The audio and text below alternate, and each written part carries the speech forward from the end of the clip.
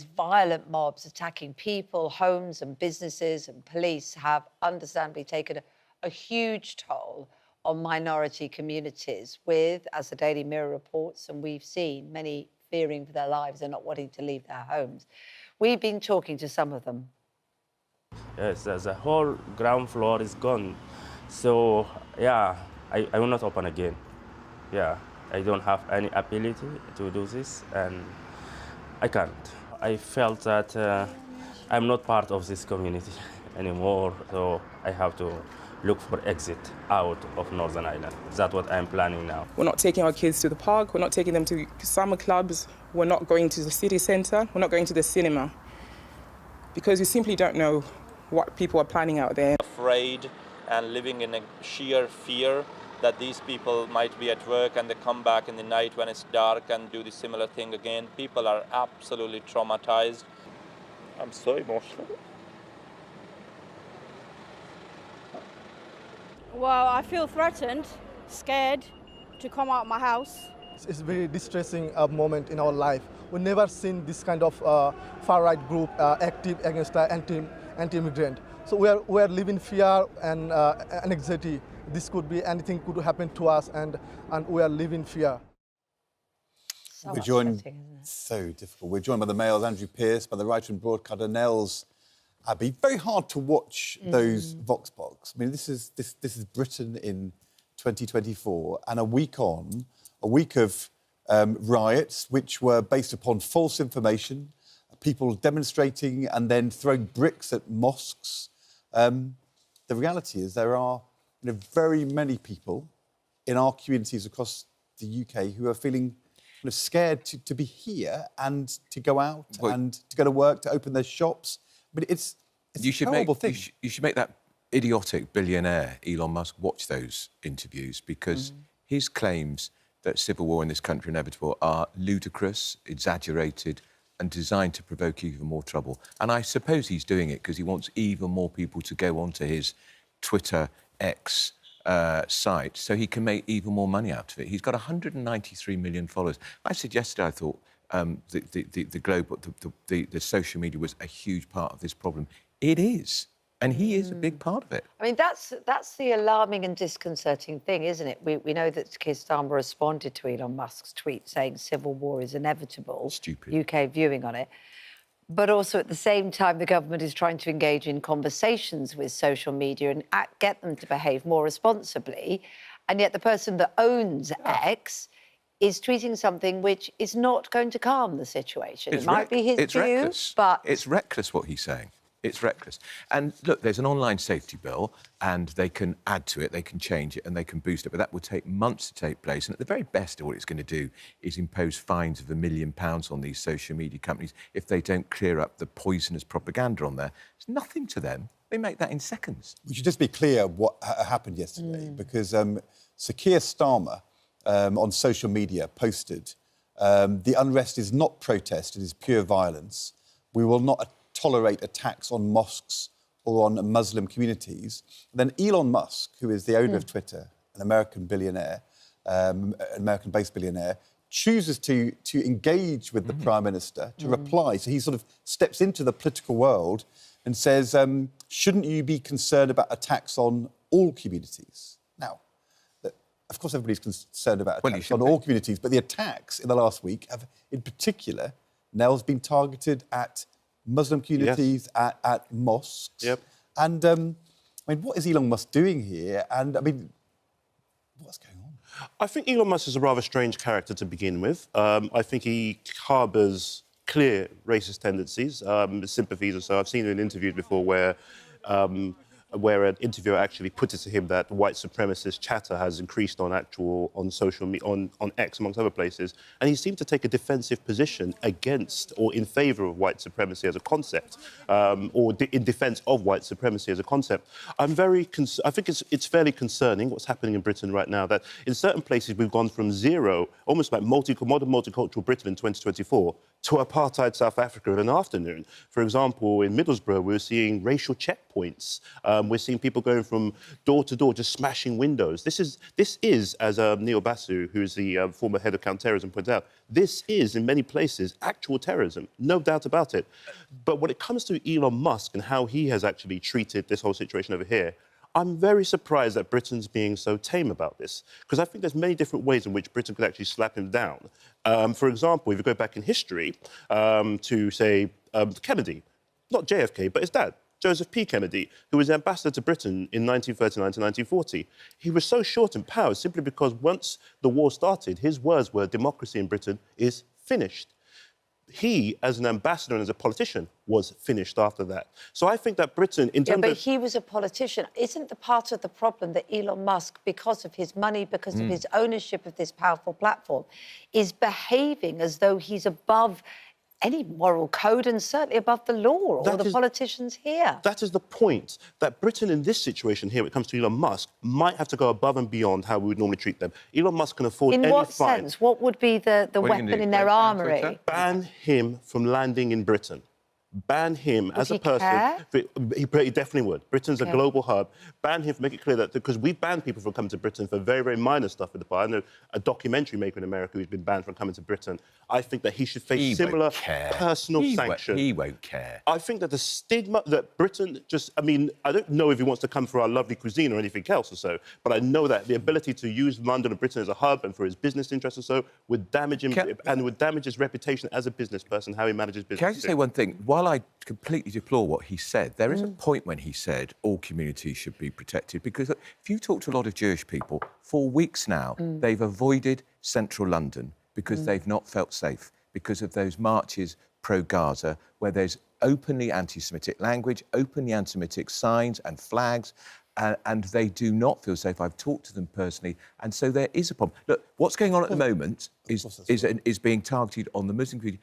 Appalling. But I do think that's why you get questions... There's fear everywhere. I mean, you know, I'm white, that's why Mark Rowley, Christian, Church of England. I look at those things challenged yesterday by a report about the issue, the perception of two-tier policing. There is a perception there is two-tier policing. Now, can I ask you, because we've become aware at Good Morning Britain, you know when you're watching us at home that there's a team on the screen, but there's a vast team, of course, behind the scenes. And there's members of our team that have felt in the last week, not that it didn't happen before, but have felt a particular increase in abuse and threat and fear. Have you felt that? Yes, discernible. Don't get me wrong, I've got fairly broad shoulders. Based upon what I do, come on television, it's a penalty of the job. Yeah, so I kind of expect the abuse. But the abuse... Have you had it on the social media? Oh, yeah, Have you felt it in the streets? Of course. Not in the streets, no. I'm not the sort of person... to those who can't say, I'm a fairly big guy, so I'm not the person you want to run up on and abuse in person or so, and I think that probably regulates how people behave towards me. If I was a black woman, for example, or a petite black man, it might be a very different ballgame also. But what I mean, or a Muslim person in particular, they have dealt with this horrendously. In fact, when I started speaking very recently about Islamophobia or so, the abuse just spiked, went through the roof. What I've noticed, the trends I'm noticing, is the threat of mass deportations all the time. Go home, the 70s language, or you will be deported. Go back to Wakanda. And people even sometimes hop into my DMs and do the exact same thing. To me personally, I think that some of these people are indeed hardcore racists. Some of them have social media brain at the same time, in which they're just saying things for shock or whatever, or because they want to. And some of them might, I don't know who some of them are, to be honest with you. But I do feel that racism in Britain, sadly, has been re-mainstreamed in a way that we thought was inconceivable in our lifetimes. When you say mainstream? Yes. What does... I mean... we're seeing social media posts, we're seeing riots in the streets, but isn't it a small minority of terrible thugs who need to be treated in that way? The question is, when it's mainstream, does mainstream mean that, you know, there is racism in the mainstream, or does it mean that in our normal lives we are seeing it more because of social media? I think that, yeah, well, not just we only see it more. It's not just social media, though. We see it particularly on the Islamophobic side of things or so. as Baroness Vazi pointed out, Islamophobia has passed the dinner party table test to the point where it's mainstreamed. It has become part of the normal discourse. Even when you read normal day-to-day newspapers or so, certain television channels and so on and so forth, you see it there very, very clear that racism is... Because this hasn't come from nowhere, what we're seeing right now. I think that I'll narrow this down essentially to to a quadruple of evils that we're experiencing that's bred these riots. One, of course, racism. Two, racism, especially Islamophobia. Two, the demonization of immigrants, especially asylum seekers. Three, poverty. And four, inequality. And I think that us, as a nation, we have to come to grips. We have to come to finally conclusive grips to the fact that these ills are really breeding a negative, vicious cycle in our society that we have to come to grips with. Blaming it on social media is easy to do, because if we get rid of actual social media, we won't get rid of those ills, and we'll still find ourselves exactly where we are. I suppose it's... And for many people, you know, old like me, who remember the 70s, you know, it's horribly, horribly fearful that we're going back in time. But for a whole new generation of youngsters, it's terrifying because it's the first time. You know, just on this particular point about Baroness Vazi, because we're going to be speaking to Baroness Vazi in an hour's time. Yeah. And as Nell said, she says, back in 2011, I warned that Islamophobia was passing the dinner table test. This form of racism was being found in the most respectable of settings, in media rooms, in think tanks, in the corridors of power and politics. Do you think that is right? That anti-Muslim sentiment, rhetoric, Islamophobia has moved into the mainstream, and, for example, that we see it on certain TV channels and certain newspaper newsrooms? Well, I mean, we had this allegation from that MP yesterday that my newspaper has been part of this, and she had absolutely no evidence to sustain that. Also, she also attacked GB News, and I don't know what evidence she had about GB News either. What I think about... I think we cannot get away from the fact, back in 1981, when there were riots in our inner cities, St Paul's and Bristol and Toxteth, the Thatcher government set up an inquiry, the Scarman report, which found that there were underlying factors which were the trigger.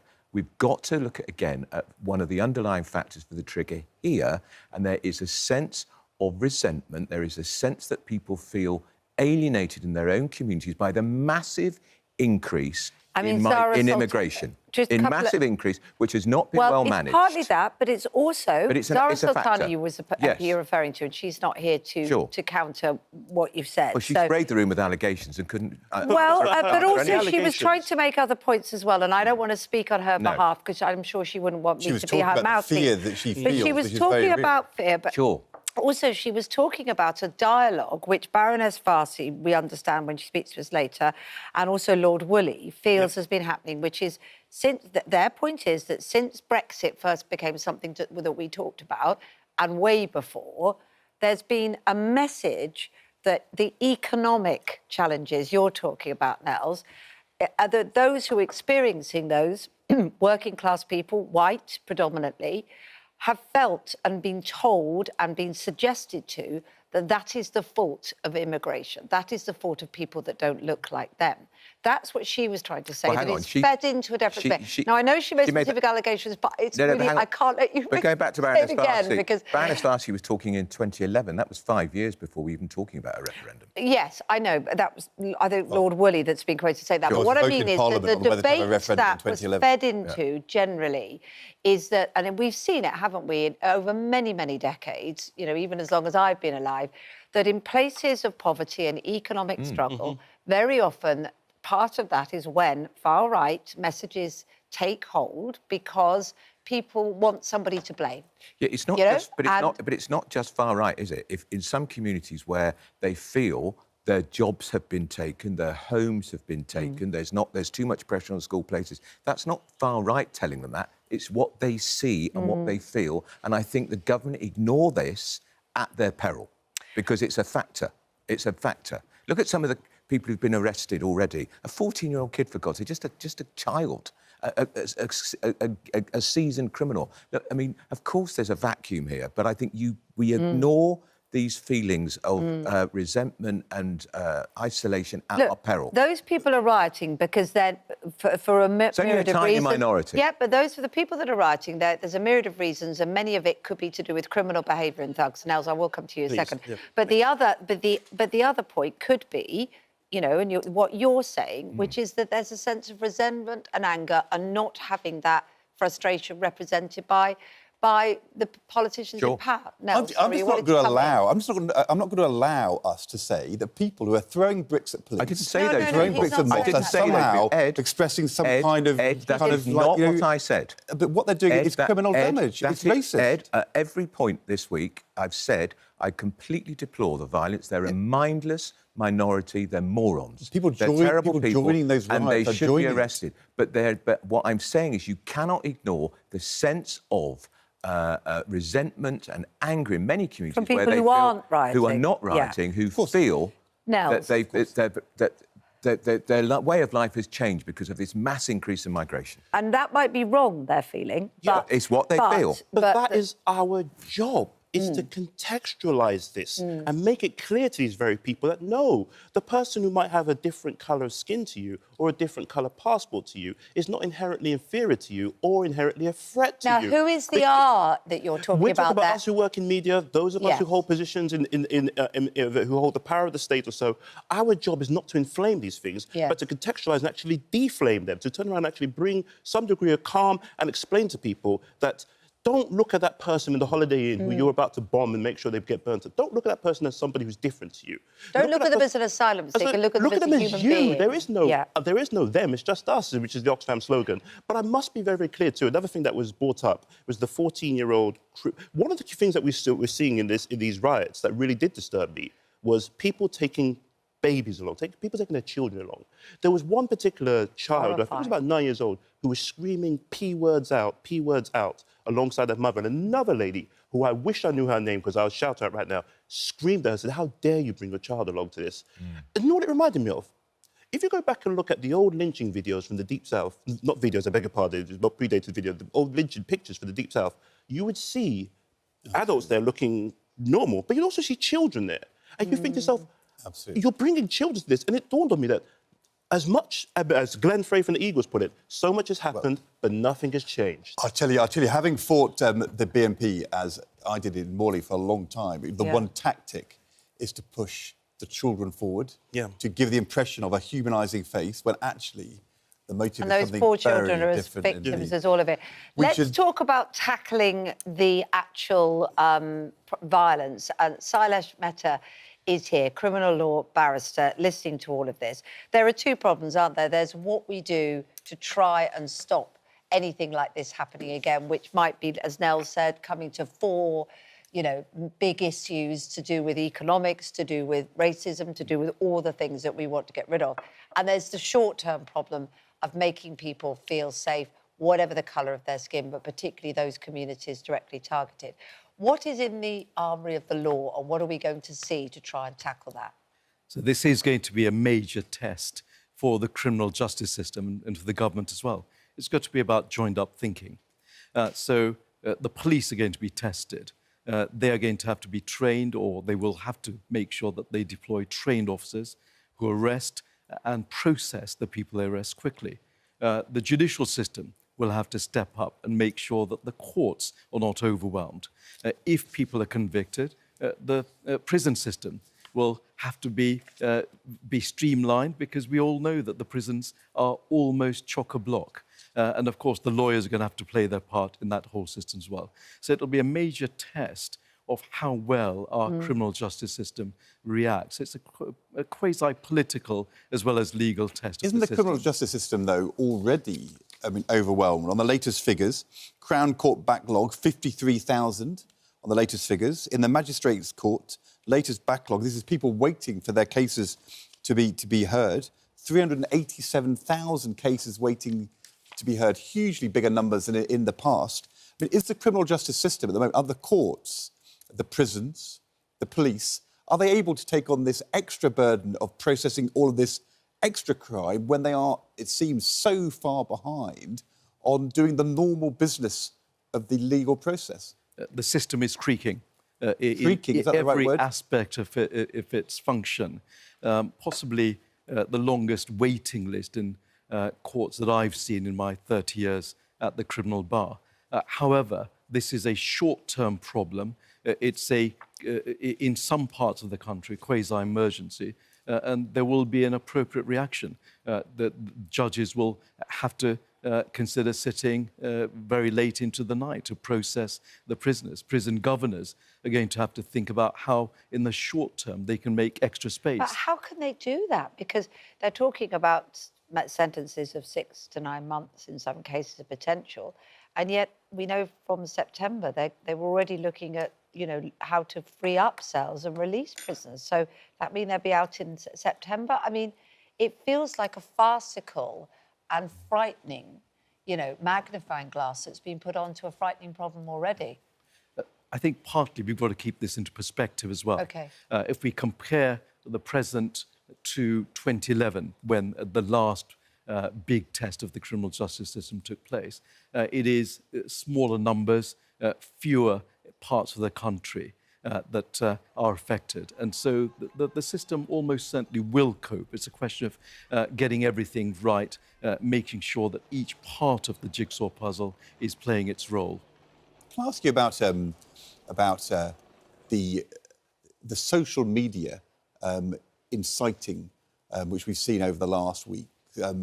Known figures putting on Twitter, in their accounts, pictures of fires being started at hotels with people inside them, and then saying, north, south, east and west, you know, these are protests which must be listened to.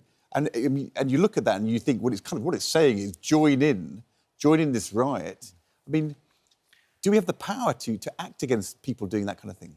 There's always been a tension between the right of free speech and where that right oversteps the mark and becomes criminal law. Quite rightly, in my view, the state, the Crown Prosecution Service and others have been very careful not to overstep the mark to make sure that there is as much freedom allowed of free speech. But you're right, there are some glaring examples of incitement to violence. And of course, in those glaring cases, one hopes that there will be arrests, that there will be some semblance of justice meted out to these people. And people on Twitter saying, in an inciting way to protest, that the terrible crime in Southport a week ago by a 17-year-old man, that this was, you know, an asylum seeker, a migrant, somebody who'd come over on a boat, that he was Muslim, all of them, those things untrue. Do you think the authorities will be able to act against the people who lied in that way? The difficulty is that truth is much more difficult to disseminate. Misinformation and disinformation runs around the globe long before the truth is put on its shoes, to misquote a famous author. And it is very difficult, therefore, to police that. One, I suppose, I mean, an unbelievably tragic thing that we saw, which was the vigil held last night in Southport. There's a memorial today also for Alistair Silva Aguirre. What was, I suppose you grab some sort of hope, don't you, from it all, is the way that vigil was conducted and the way that the communities came together. That the misinformation surrounding those horrific murders is what triggered the start of this in Southport, didn't it, the following day? But actually seeing the community coming together and mourning those poor little souls who are victims, the very first victims of this. Was there any heart to be taken in that as somebody like me who just can't believe their country is being represented around the world in this horrific way and people of our country are suffering so much?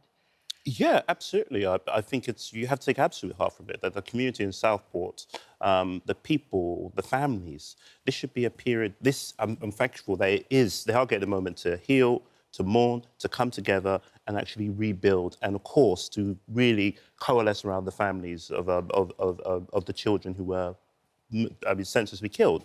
So I'm very, very happy that is actually happening right now. And let's be honest, Nels, please. That is mainstream Southport. Yes. There may be some commentators, there may be some, at times, news reports giving the impression that, you know, our country is somehow kind of siding with the protest. Mainstream Southport was united in anger at those riots. Yeah. Thank goodness. Absolutely.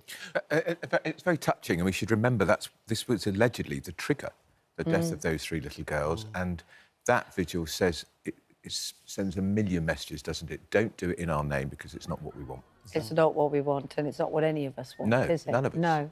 This violent, horrible, thuggish behaviour. One of the solutions seems to be this idea of a standing army. What is that? What does it mean? What does it That's mean? what I have no idea what Well, it there's a means. definition. Sounds like a soundbite. I interpret it as, at the moment, there is a system of mutual support where police officers support other police officers or police forces around the country, and this is having a coordination and a core group who are ready to go into places around the country from force to force with expertise. So I assume that that's what it means. But this is, of course, policing. So it's led by independent chief constables. Sure. It's policing by consent. It is not a national force. It's not bringing the army in, absolutely not. No.